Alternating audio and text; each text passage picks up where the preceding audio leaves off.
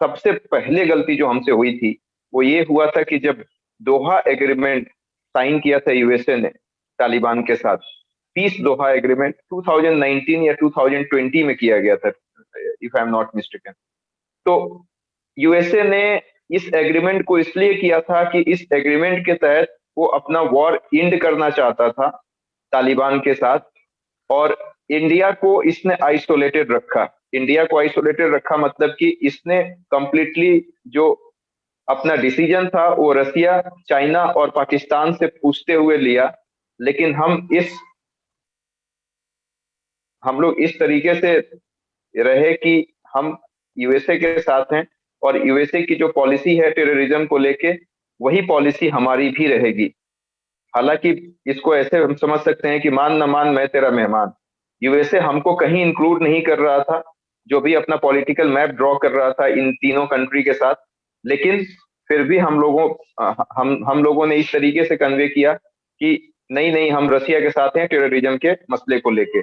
लेकिन हमने इस बात को जरा सा भी नहीं सोचा कि यदि यूएसए छोड़ के चला गया अफगानिस्तान को, तो उसके बाद जो सिचुएशंस क्रिएट होगी वो किस तरीके से हम हैंडल करेंगे। हमने इस बात पे बिल्कुल ध्यान नहीं दिया। ये पहली गलती हुई। पहली गलती इन शॉर्ट में फिर से बता दूं आप लोगों को कि हम यूएसए के साथ चले गए। हमारा कोई अपना पॉलिसी नहीं था। यूएसए का वो नेबरिंग कंट्री नहीं है।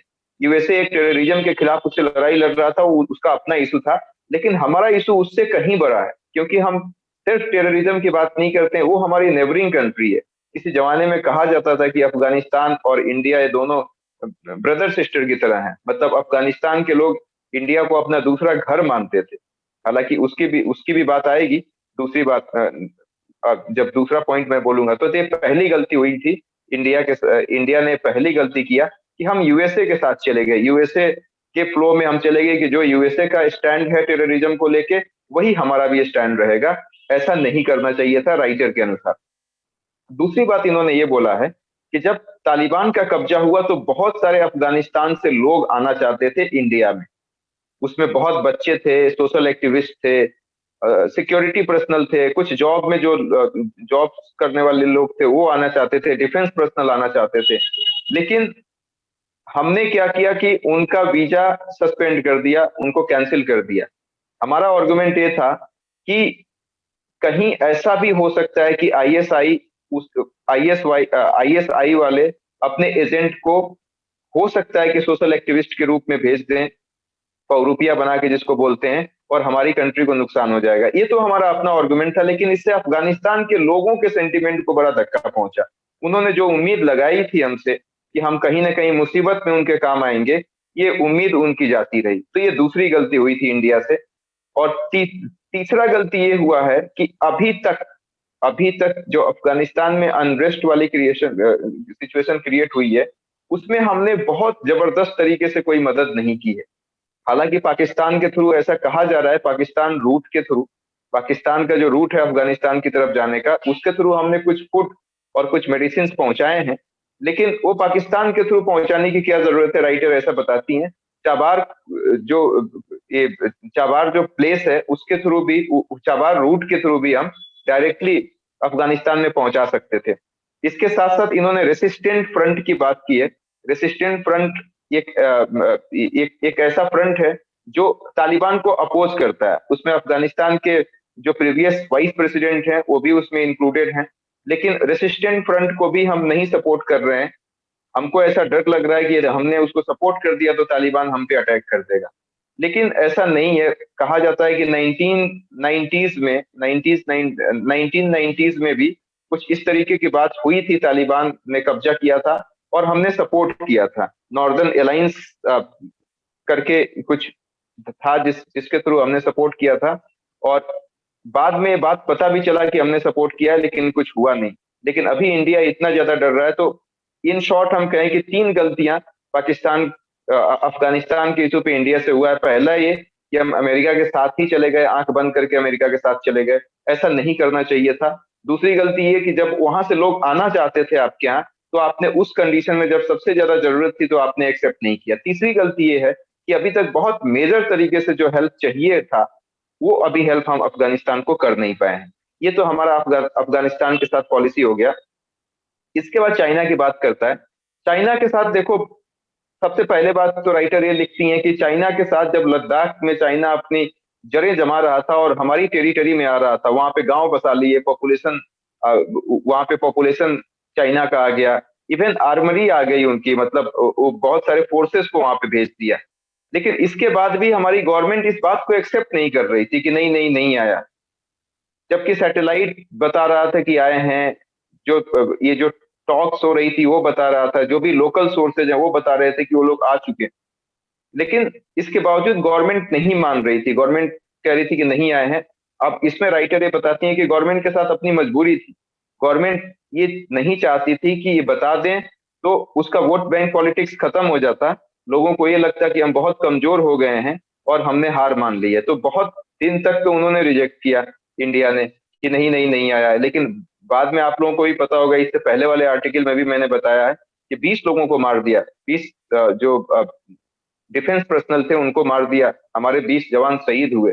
तो उसके बाद ये इंडिया की गवर्नमेंट थोड़ा हरकत में आई, और उसके बाद जो चीजें हुई वो अभी तक चल रही हैं, अभी तक वो टेंशन है।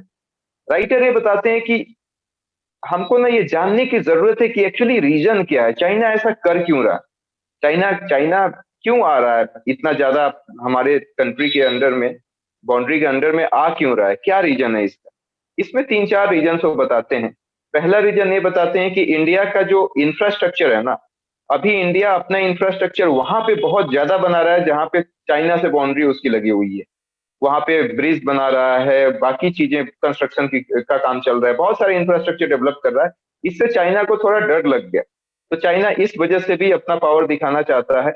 दूसरा चीज जो ये बोला है राइटर ने कि जिनजियांग और तिब्बत का जो मसला है उसको लेके थ्रेट पहुंचा सकता है इंडिया, तो इससे पहले चाइना खुद अटैक करना चाहता है। तो ये दूसरी चीज हो गई। तीसरा चीज, चाइना का बेल्ट एंड रोड इनिशिएटिव है, इसमें भी इंडिया एक थ्रेट बन सकता है। तो उसको भी काउंटर करने के लिए चाइना कुछ ना कुछ तो करेगा ही, और इसलिए ऐसा कर रहा है। उसके बाद सीपीईसी की भी बात की जा रही है, चाइना पाकिस्तान इकोनॉमिक कॉरिडोर, उसके लिए भी हो सकता है कि इंडिया एक थ्रेट बन जाए, तो उसको काउंटर करने के लिए चाइना खुद अटैक कर रहा है। और पांचवी बात ये कह रहा है कि होम मिनिस्टर 2019 में एक स्टेटमेंट दिए थे कि अक्सई चीन और पाकिस्तान ऑक्युपाइड कश्मीर ये दोनों हम लेकर रहेंगे। हो सकता है कि इस स्टेटमेंट को चाइना ने बहुत सीरियसली ले लिया हो, अक्सई चीन को खास करके, जो अभी चाइना के कब्जे में है शायद, तो इस वजह से चाइना खुद अटैक कर रहा है। तो ये तो चाइना के साथ हमारी जो अभी नेबरहुड पॉलिसी थी जिसमें हमने गड़बड़ी किया है, इसको समझने की जरूरत है। रही बात श्रीलंका, नेपाल और बांग्लादेश की, उसमें भी राइटर ये लिखती है कि स्टार्टिंग में तो इन्होंने खूब वैक्सीन भेजी, खूब ज्यादा वैक्सीन भेजते गए, इसके बाद अचानक से बंद कर दिया, जब उनको सबसे ज्यादा जरूरत थी तब आपने वैक्सीन बंद कर दिया। हालांकि इंडिया का अपना आर्गुमेंट था, क्योंकि आर्गुमेंट क्या था, सच भी था कि हमारे यहाँ सेकेंड वेव आ चुकी थी, मैसिव स्केल में लोगों की डेथ हो रही थी, सफर कर रहे थे। तो इंडिया ने ये सोचा कि हमारी अपनी कंट्री के लोगों की डेथ हो रही है, हम दूसरे कंट्री में भेजेंगे तो ये अच्छा नहीं है। लेकिन इसके बावजूद नेपाल से, बांग्लादेश से पैसे तक ले लिए थे, फिर भी उनको वैक्सीन नहीं पहुंचाई गई। तो इस पे राइटर यही कहते हैं कि देखो, इंडिया को एक स्ट्रैटेजिक पार्टनर मानना चाहती हैं जितनी नेबरिंग कंट्रीज हैं, चाइना और इंडिया की तुलना में वो इंडिया के साथ ज्यादा कंफर्टेबल हैं, क्योंकि इंडिया में एक डेमोक्रेसी डेमोक्रेसी ज्यादा है, सिविल सोसाइटी ज्यादा एक्टिव है, मीडिया ज्यादा एक्टिव है, सारे मतलब एक हमारा एक ऐसा सोसाइटी है कि हम सारे रिलीजन के लोगों को एक्सेप्ट करते हैं कंपेयरिंग टू अदर कंट्री। तो इंडिया एक बहुत बढ़िया स्ट्रैटेजिक पार्टनर हो सकता है नेबरिंग कंट्री के लिए, और वो मानती भी है, चाइना के साथ कंफर्टेबल नहीं है। लेकिन दिक्कत ये है ना कि इंडिया यूएसए के साथ चला जाता है, जापान के साथ चला जाता है, यूरोपियन कंट्री के साथ चला जाता है, उस चीज को नेबरिंग कंट्री एक्सेप्ट नहीं करती। उनको ये लगता है कि वो एंटी चाइना पॉलिसी इंडिया अपना रहा है, तो इसी वजह से इंडिया के साथ खुल के सामने नहीं आती हैं, चाहे वो बांग्लादेश हो, नेपाल हो और पाकिस्तान हो। इस तरीके का आर्गुमेंट दिया गया है। लास्ट में राइटर यही बताते हैं कि अभी एक डेमोक्रेसी समिट हुआ था जिसमें यूएसए ने बांग्लादेश को इनवाइट नहीं किया था। इस पे इंडिया खामोश रहा। इंडिया को बोलना चाहिए इंडिया को बोलना चाहिए था कि आपने ऐसा क्यों किया। लेकिन वही बात है कि जब मुसीबत का वक्त आता है तो इंडिया सपोर्ट नहीं करता है। तो इंडिया को ये सब चीजें अपने अंदर करेक्ट करने की जरूरत है, तभी हम अपने जो भी हमारी नेबरिंग कंट्री है उसके साथ एक अच्छा रिलेशन स्टैब्लिश कर पाएंगे।